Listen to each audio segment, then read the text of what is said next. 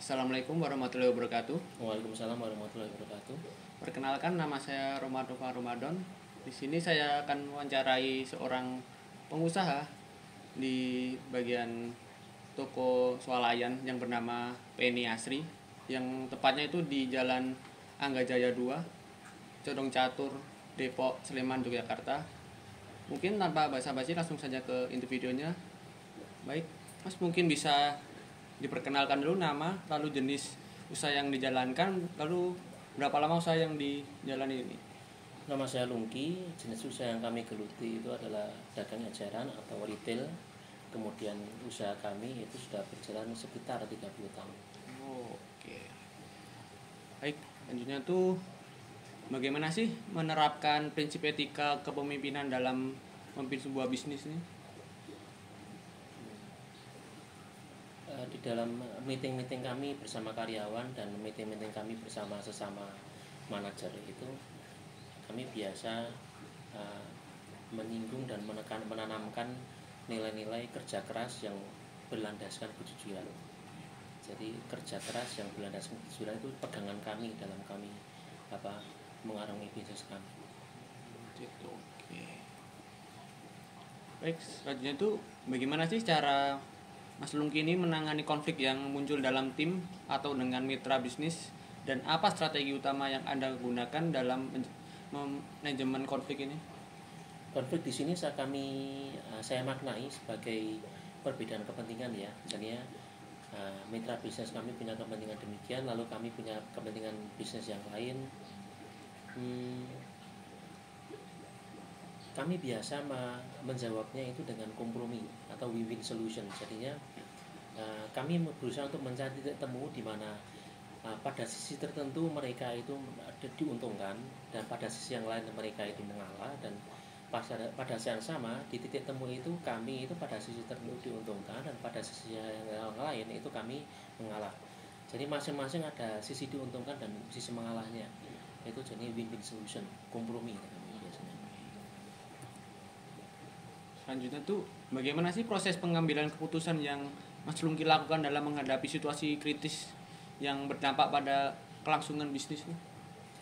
Situasi kritis ini bisa bermacam-macam ya. Sepanjang kami menjalankan bisnis kami itu, kami menemui situasi kritis ini hadir dalam berbagai ranah.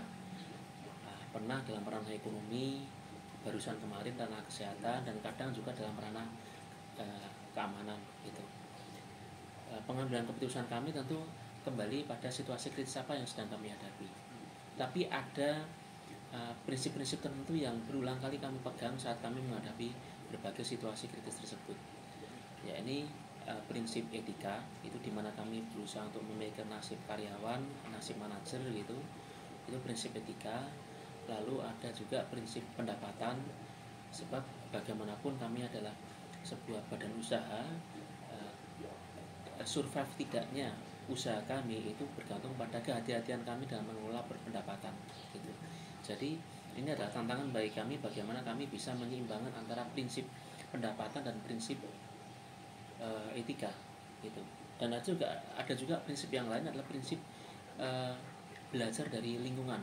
Sebab biasanya situasi kritis tidak menimpa kami sendirian, tapi ada pihak lain juga yang sama-sama tertimpa situasi kritis ini, menghadapi situasi kritis ini. Kalau dalam COVID kemarin itu kan misalnya seluruh dunia menghadapinya. Pada saat krisis moneter itu seluruh bangsa kita menghadapinya gitu. Dan ada mungkin situasi-situasi kritis yang itu spesifik retail gitu. Dan itu tidak hanya dihadapi oleh kami sendiri, tapi juga dihadapi oleh sesama perusahaan retail gitu. Dan itu kami dari situasi yang sudah berlangsung di luar diri kami itu, kami melihat bagaimana situasi kritis itu berkembang, bagaimana masalah itu berkembang, dan bagaimana para pihak itu menanggapi situasi kritis atau masalah tersebut. Kami belajar dari sana. Jadi ada prinsip etika, prinsip pendapatan, dan ada prinsip belajar dari lingkungan sekitar.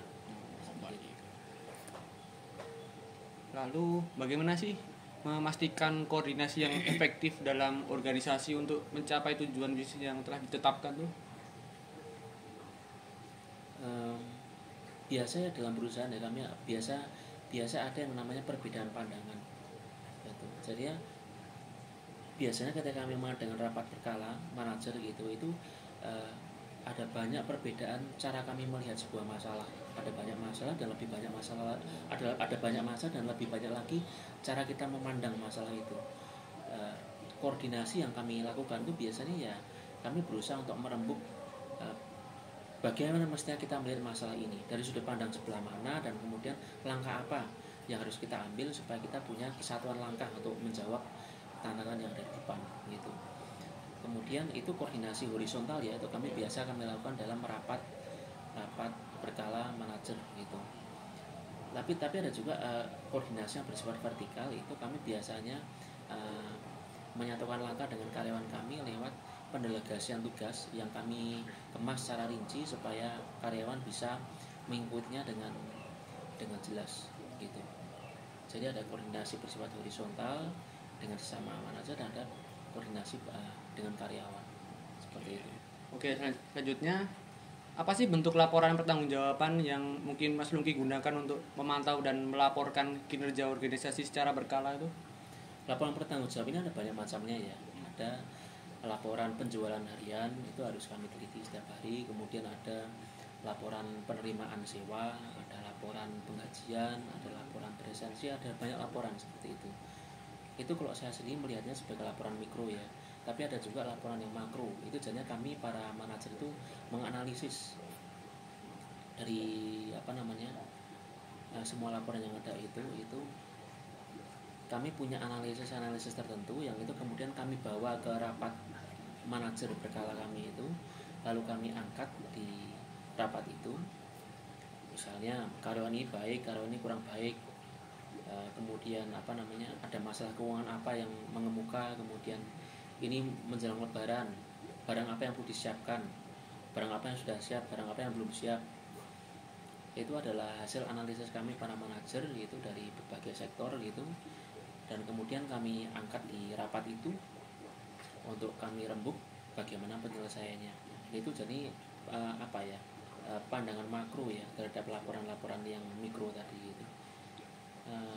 Seperti itu. Jadi ini saling melengkapi antara yang laporan pertanggungjawaban tadi dengan analisis makro dari para manajer. Lalu apa sih bentuk reward yang Mas Lungki berikan kepada karyawan, dan bagaimana reward tersebut membantu meningkatkan motivasi serta produktivitas mereka? Kami sebenarnya punya tradisi mengadakan gathering atau kumpul-kumpul setiap tahun dengan karyawan, dan di sana kami memberikan apresiasi kepada mereka yang memiliki masa pengabdian yang sudah panjang gitu. Dan itu karena itu sebuah acara gayang-gayang, kami juga memberikan apresiasi kepada karyawan-karyawan yang bisa bikin meriah suasana gitu. Lalu pada tingkat harian, pada tingkat reguler itu kami juga punya yang namanya tambahan khusus yang akan kami sertakan pada gaji mereka. Andai kata si karyawan bersangkutan itu menunjukkan kinerja yang disiplin penuh gitu, itu kami memberi tambahan khusus di gaji mereka. Itu reward yang kami berikan kepada karyawan. Baik. Terus bagaimana sih cara Mas Lungki ini menangani kesalahan atau pelanggaran yang terjadi di organisasi, dan apa dampak punishment terhadap kinerja tim secara keseluruhan? Untuk kesalahan biasanya ketika karyawan melakukan kesalahan, biasanya kami panggil, kami tegur, kami peringatkan secara verbal gitu. Kalau itu lebih serius itu kami tidak kami berikan tambahan khususnya di gaji mereka gitu. Lalu kalau andai kata itu lebih serius lagi, itu kami punya mekanisme surat peringatan. Ada surat peringatan 1, 2, 3 seperti itu. Terus bagaimana sih menciptakan visi dan misi yang mampu menginspirasi tim bekerja sama mencapai tujuan bisnis itu? Ada visi yang biasa kami singgung-singgung setiap pertemuan kami dengan karyawan dan pertemuan dengan sesama manajer kami, yaitu adalah visi untuk maju bersama, sejahtera bersama, sembari membangun perusahaan. Sebab bagaimana menunjukkan maju dan sejahteranya kami itu juga bergantung pada maju dan sejahteranya perusahaan kami. Jadi bagaimana kita menanamkan itu dalam kerja kami sehari-hari, itu maju bersama, sejahtera bersama, sembari memajukan dan mensejahterakan perusahaan, memajukan perusahaan bersama-sama. Terus apa sih pelajaran terbesar yang mungkin Mas Lungki dapatkan dari kegagalan dalam bisnis, dan bagaimana hal tersebut mempengaruhi gaya kepemimpinan Mas Lungki? Pelajaran terbesar itu barangkali adalah motivasi untuk berbenah diri, untuk memperbaiki diri, untuk mengevaluasi diri. Mungkin itu hikmah yang terpenting ya kita menemui kegagalan. Jadi kita terpaksa untuk melihat diri kita sendiri gitu, di mana kekurangan kita, bagaimana kita mesti memperbaiki diri, berbenah diri dan mengevaluasi diri. Jadi motivasi untuk berbenah itu mungkin yang hikmah dari kegagalan yang segala kegagalan yang pernah kami alami. Lalu tuh mungkin ada nggak sih saran dari Mas Lungki ini untuk mahasiswa yang ingin terjun ke dunia bisnis ini, khususnya dalam mengembangkan spiritual quotient dan membangun kepemimpinan yang berkelanjutan? Saran saya yang pertama harus ada kemauan. Jadi kita harus memiliki kemauan dulu untuk mengambil inisiatif untuk memulai usaha kita gitu. Jangan hanya menunggu rezeki turun dari langit, kita harus memulai. Kemudian modal ini diantaranya adalah modal keuangan. Keuangan ini adalah besarannya tentu tergantung pada usaha apa yang kita geluti. Kemudian ada modal juga, modal wawasan, modal pengetahuan. Kita harus mengenal dunia yang akan kita masuki. Kita harus mengenal dunia yang akan kita geluti. Lalu setelah itu penting juga itu kita jika bisa itu Anda mencari kesempatan untuk magang. Karena dengan magang Anda bisa mengenal lebih dalam dunia usaha yang hendak Anda geluti. Jadi yang pertama kemauan untuk memulai, yang kedua modal keuangan itu tergantung pada usaha apa yang akan kita geluti. Kemudian modal wawasan, kita harus tahu dan mengenal usaha yang akan kita masuki. Kita harus punya wawasan pada tingkat tertentu untuk tentang usaha yang akan kita masuki.